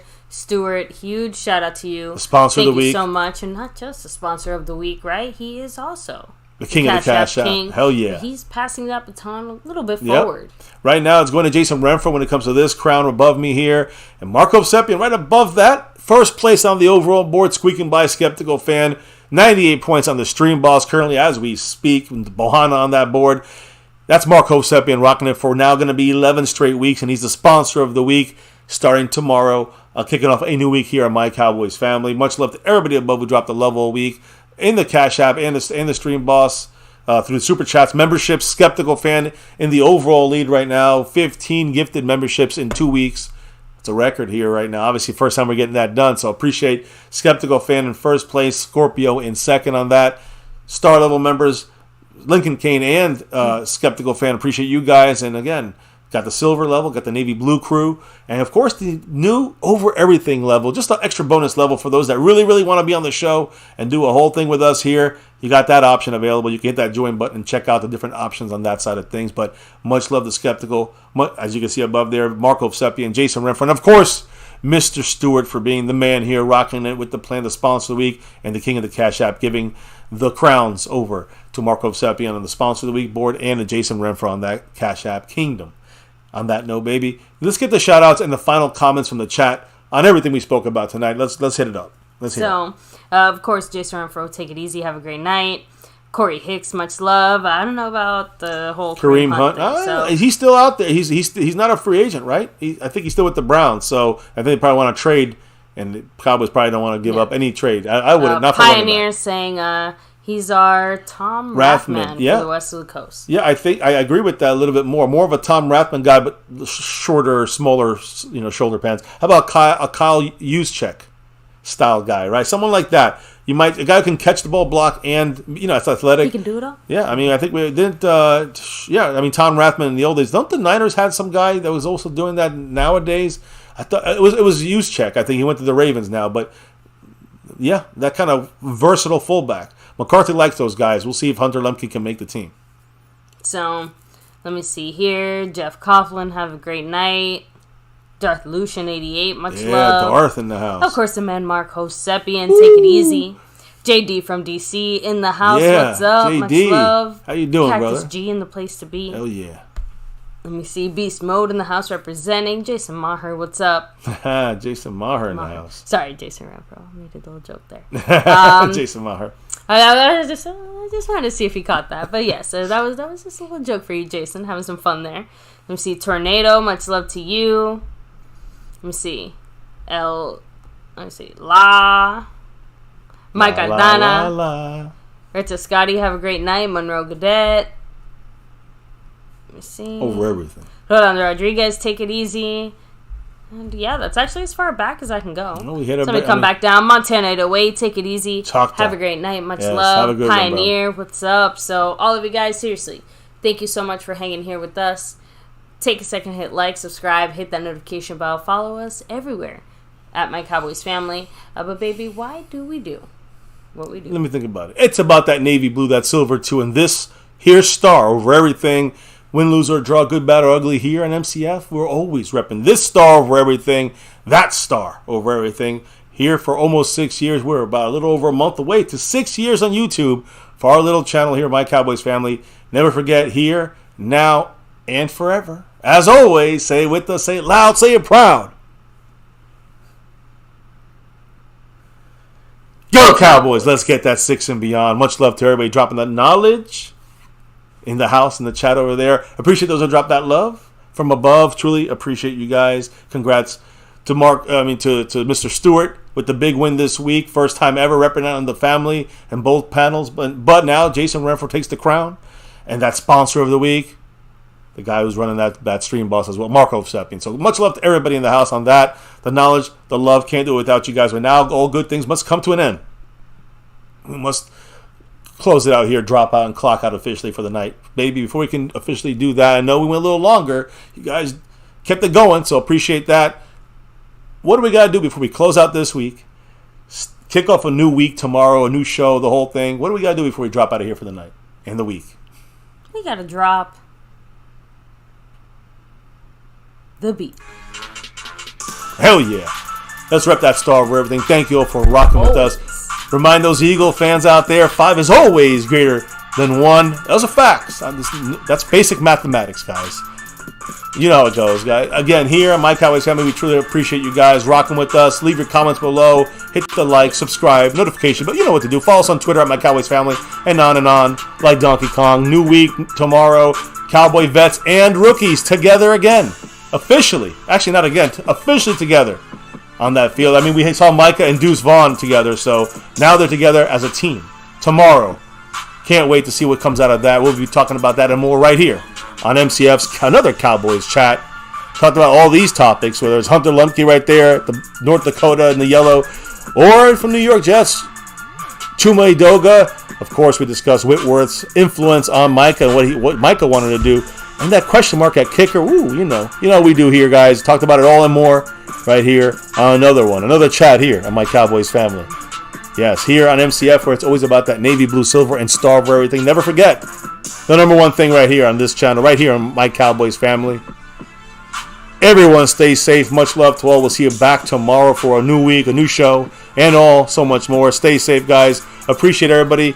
Peace and good night. Oh, yeah. And one last thing. Never, ever forget.